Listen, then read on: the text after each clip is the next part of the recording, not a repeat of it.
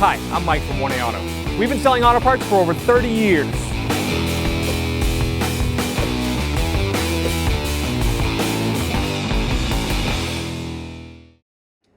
Hey everyone, Sue here at 1A Auto, and today I'm going to talk quickly about oxygen sensors.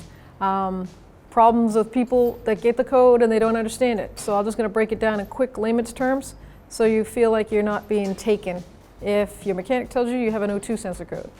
So I have an exhaust system set up here. This is for a Subaru, and you have the converter is right in here. There's a little honeycomb mesh in here.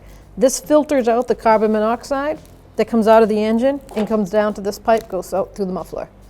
So this is what we would call a downstream O2 sensor because it's after the converter, the honeycombs.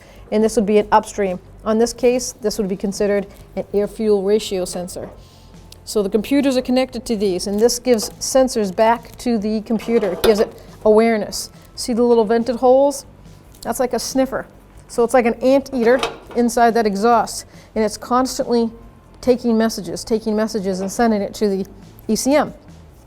And when your converter is clogged, the downstream one will pick up a limited amount of carbon monoxide, and it says, hey, something's going on here. I'm not smelling anything. So it sends a CAT efficiency code, P0420. That means this is doing its job. You don't need to replace this unless it's extremely old and you're going to replace the exhaust anyways. Then I would do it. But don't say, oh, I'm going to replace this and that's going to take care of the code. Don't condemn this for doing its job. CAT efficiency code, it's working. It's meaning that inside here, that honeycomb is not filtering properly. Thanks for watching. Visit us at 1AAuto.com for quality auto parts, fast and free shipping, and the best customer service in the industry.